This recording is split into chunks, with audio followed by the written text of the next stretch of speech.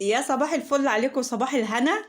النهارده هنعمله حلبة بقى معقودة او مفتقة زي ما بنقولوا. عملناها بالصوت، عملناها من غير صوت، قلتوا لا نزلي صوت ونزلي عشان نعرف الطريقة. هنسمي بسم الله ونصلي على رسول الله عليه افضل الصلاة والسلام. وتعالوا نشوفوا مقاديرنا لل2 كيلو. يعني اللي عايزة تعمل كيلو هتقسم المقادير. دول 2 كيلو كوباية سمن، كوباية زيت، وكوباية دقيق صغيرة. ماشي. او لكل كيلو 3 معالق كبار دقيق. ماشي. فانا عامله كوبايه صغيره كده من الدقيق. وده مستكه، دي 4 فصوص مستكه كده او 5. حطيها برضو مع الدقيق كده، بتخلي ريحه الحلبه المعقوده او المفتقه تحفه تحفه تحفه. ماشي. حطينا الدقيق بتاعنا كده وكام حته المستكه بتوعنا، كام فص المستكه كده هيسيح معايا كده مع الدقيق. ونخلي الدقيق بتاعنا كده ذهبي فاتح، يعني يتحمر كده في السمنه، مش يتحمر تحمير جامد، طبعا تحمير خفيف كده حلو بسيط. ماشي. ومعانا بقى سر الصنعه المره دي في بقى في الحلبه المعقوده او المفتقه، لبان السماره. يا جماعه حطي بقى لبان سماره وشمي احلى ريحه مفتقه واحلى طعم حلبه معقوده. ماشي. احنا سمينا بسم الله وصلينا على رسول الله عليه افضل الصلاه والسلام. تبقى الحاجه فيها بركه والحاجه بتطلع زي الفل ببركه سيدنا النبي. معايا هنا بقى كوبايه سوداني كبيره، السوداني بقى والسمسم والمكسرات بتاعتك انت بقى، حطي اللي انت عايزاه. بتحبي مكسرات ياما زودي. انا طبعا انا مضاعفه بقى الكميه هنا، حاطه كوبايه سوداني كبيره وكوبايه سمسم كبيره، لان عندي بيحبوا المكسرات كتير. ماشي يا حبايبي. هحمصها برضو معايا في الزيت، اقعد اقلب بقى فيها كده شويه عشان لما تاكلي كده او تدوقيها بالمعلقه تلاقي المكسرات معاكي مقرمشه كده وطعمها حلو. حمصيها بقى شويه حلوين كده في الزيت. تفضلي تقلبي شويه كده بالدقيق بقى بالمكسرات، بالبان سماره، بالمستكه بقى، الريحه تحفه. لو انتوا واقفين معايا كنتوا شميتوا احلى ريحه. لو جربتيها بنفس الطريقه هتلاقي ريحه وطعم تحفه تحفه.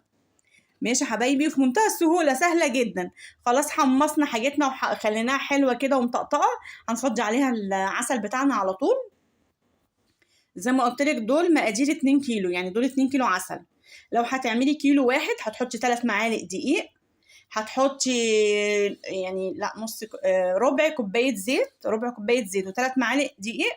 وبرده المكسرات بتاعتك انتي، حطي المقادير. عايزه تحطي كوبايه صغيره سمسم وكوبايه سوداني براحتك زي ما تحبي. عايزه تزودي بقى عين حطي عين الجمل، تحطي بندق، فستق، اللي انت عايزاه ممكن تحطي. بس هي بساطتها في حلاوتها في السمسم والسوداني هي كده. ومعايا بقى في خلاص فضيت السمسم، فضيت العسل. ركزوا معايا برضو، انتوا اللي تركزوا معايا. ماشي يا حبايبي. ركزتوا كده. خلاص فضينا العسل وقلبناه تقلبتين. فضينا معاهم 3 معالق حلبة معقود، حلبة مطحونة. الحلبة المطحونة بتاعتنا العادية خالص بتبقى مطحونة، وعاملينها بس بالمصفى كده تصفيها علشان الحاجات المخرزة تطلع منها. هتاخدي بقى اللي نزل من المصفى 3 معالق كبار، هتفضيهم على 2 كيلو. ماشي يا حبايبي. وهنسيبوها بتاع 10 دقايق كده بس تعقد زي ما بيقولوا عشان تبقى حلبة معقودة. تتخن معانا كده. وبس نقلبه فيها على طول علشان ما تفورش. وطبعا النتيجة اللي احنا نعرفه بيها ان هي خلاص عقدت وبقت زي الفل. المعلقة بظهر المعلقة هعمل الشرطة اللي في النص دي، هتعرفي ان هي فصلت كده، يبقى هي كده تمام واستوت معايا. وهنفضوها بقى في الطبق بتاعتنا، في البراشيم زي ما تحبي. ماشي. ويا ريت تغرفي يعني كل طبق او كل برطمان مغرفتين مغرفتين، عشان اول مغرفه اول طبق هينزل فيه السمسم والسوداني. فاحنا نحطه في كل طبق مغرفتين مغرفتين، وترجعي تحطي تاني.